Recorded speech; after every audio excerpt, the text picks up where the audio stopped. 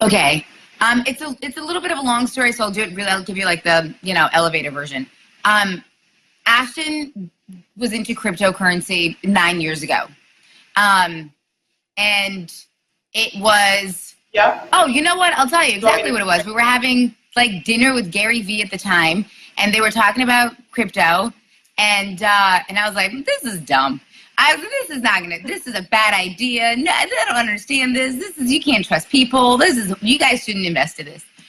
Needless to say, neither one of them listened to me, and everybody had a happy ending. But that's when it all began. It was about 9 years ago, and I was like, no.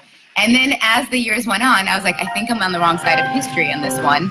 And in the past year, I would say that I embraced it wholeheartedly. But I was, it took me a minute. Like it is very similar to. It's a little scary in the sense that you're like, I think Gary equated it really well to the tech bubble in the 90s, where people were like, this is just a fad, this is a trend, this isn't going to stick, this is just something.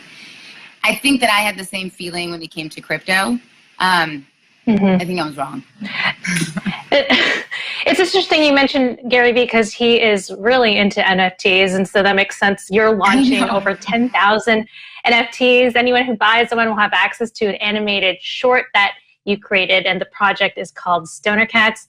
And I've heard your husband explain how Stoner Cats came about, but I'd love to hear how you tell it. How did you come up with this idea, and how did you think to link it to NFTs? Okay, so this project is a little bit me and a little bit Maaria, and it's like if we had a baby, it would be like this. So I don't come from the world of tech. I don't come from the world of crypto. I don't pretend like I do, right? Like I'm a consumer, but I can parrot information, but it doesn't mean that I fully 100% even understand it myself. So Stoner Cats was a concept of a show that we wanted to put out on, streaming or television broadcast and otherwise. And we were doing this during quarantine, during COVID, and it became a really oversaturated market, the market of animation. And I was like, how do we stand out? How do we do something different? And how do we not have to comply with, rules and regulations when it comes to our show? We wanted to be very loud and very specific and very honest and true to its nature. And Maaria works with Ashton, and they kept talking about these things called NFTs. And I know I sound like a crazy person, but I was like, what is an NFT? So this is 2 years ago. I was like, what's an NFT? And so then I got a beautiful explanation as to what NFTs were, and I was like, wow, this doesn't make any sense. So cut to COVID happens, Stoner Cats, and I was like, I wonder if I can make this into an NFT. So Maaria lovingly was like, let me help you out, and helped take this little train and truck it along in the world of tech and crypto and all the things that I knew nothing about. Really most people in quarantine learned how to make bread, and you're making an animated short in NFTs. That's awesome. Maaria, I'd love to get your... I can also bake a challah like no one's business. Very impressive. Maaria, I would love to hear your role in the project. So a Stoner Cat costs about $850 worth of ETH, and they kind of look like CryptoKitties, the first ever NFT, coincidence or not. Yeah, so we're actually working with Matt Flavell and Big Head Studios. He was sort of the creative genius behind both the CryptoKitties and NBA Top Shot. But the Stoner Cats themselves, it's our creator, our animator, Ash, who came from he's behind Toy Story 2, and we have this amazing creative team. They're the ones who actually created all of the content behind the show. And so the cost it's launching on Monday. The cost is gonna be 0.35 ETH, and so obviously the price of ETH fluctuates, but right now I think it's around $700, call it dollars. 0.35 ETH plus the price of gas. And if you purchase one of these NFTs, it gets you access to watch the content that we're creating. And each episode, the first episode I think is about 5 to 6 minutes long. We have an entire season written out of content that's going to be, call it about 45 minutes long total. And we're very, very excited about it. Yeah, but Aria is a badass. I just want to say to everybody, this woman is so smart. It's crazy. There's like a handful of women in this world of crypto, let alone in the world of NFTs. Maaria should run the whole thing. Behind every power couple, there's... Wow, yeah, sure. Behind every powerful figure, there's a woman. I'll picture.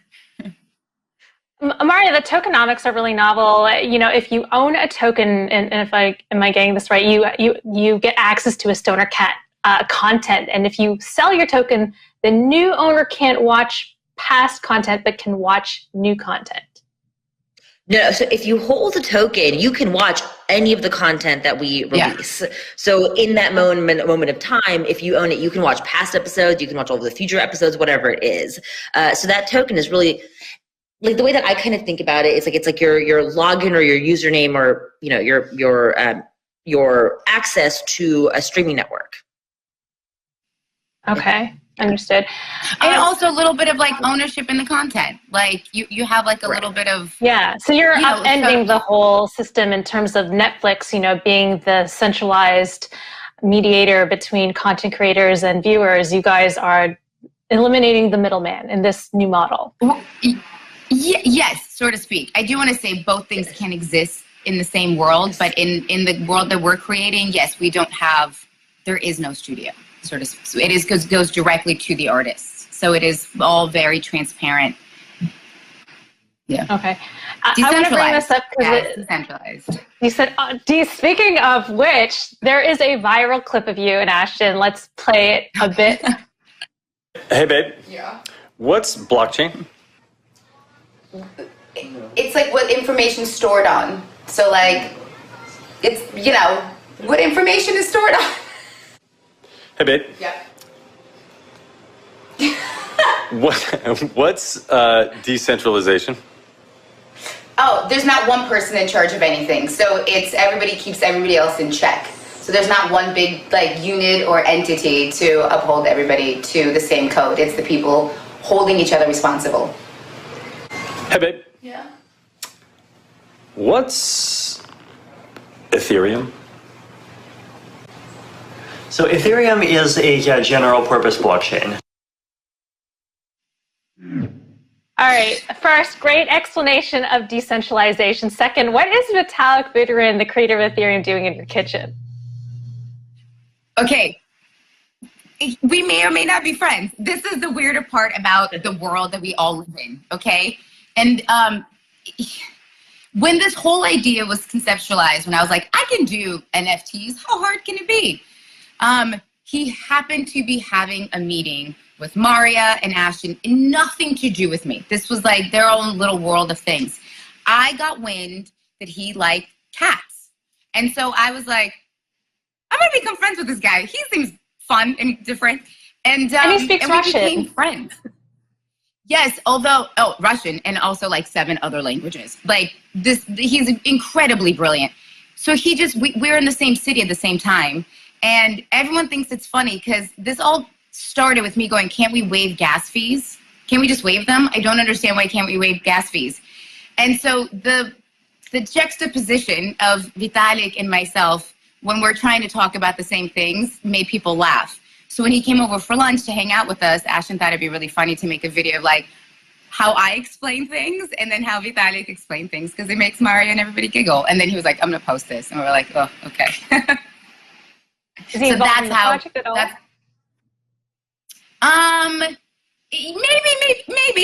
Maybe. Maaria. Maybe. Maybe. TBD. Yeah, we'll be announcing more stuff throughout the weekend. But not on the technical side. I want to be super clear. Not at all, nothing to do with technical whatsoever. Just more in like a funny way. All right.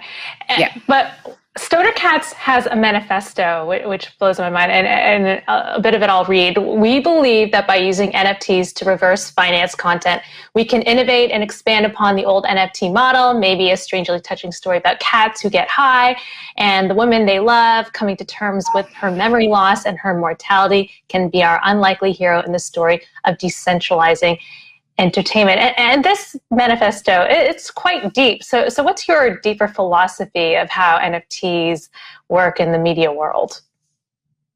So, I mean, I think it can go, well, go ahead, Maaria, take it. Well, so what I was going to say is I think for us, it's about connecting fans directly with the creators, and then also about enabling the creators to control the content that they make, right? And being able to see that from the content from ideation to production, being able to tell the story that they want to tell without having, a million people involved in that process and changing what the story looks like over time. And so I think a lot of it is just direct fan to, storyteller to audience communication and distribution. And then also the ability for fans to participate in what that content looks like and being able to fund the content that they want to see. Yeah, I think we were initially talking about how studios sometimes force feed you content. Like there is a world where your options are oddly limited, where they try to predict what it is that you're going to like, and so you kind of get like these 7 options, and that is what you get. And so we're trying to, I guess, find a model where we're going to allow, by people being able to purchase the NFTs, to dictate what they want to watch. So the NFTs that you buy is the content that we would create. Ultimately, it's like what came first, the chicken or the eggs. And so we're trying to kind of see what this version looks like. If people purchase the NFTs, or rather when people purchase the NFTs, then that'll only make the show more successful. The more successful the show, the more successful your NFTs. So it goes hand in hand. So you do ultimately, as a viewer, have ownership within the content and say within the content. Interesting. And I want to be respectful of your time, so I know we've got to wrap, but I'll just mention that there's an all-star cast involved. Includes Mila, Ashton, Jane Fonda has just been announced, and more. We're looking forward to seeing that. And before we wrap, I just want to ask this question. Ashton sold his ticket to Virgin Galactic because you didn't want him flying to space. I wonder now, with Jeff Bezos and Richard Branson successfully going to space and landing, are you going to let Ashton go to space?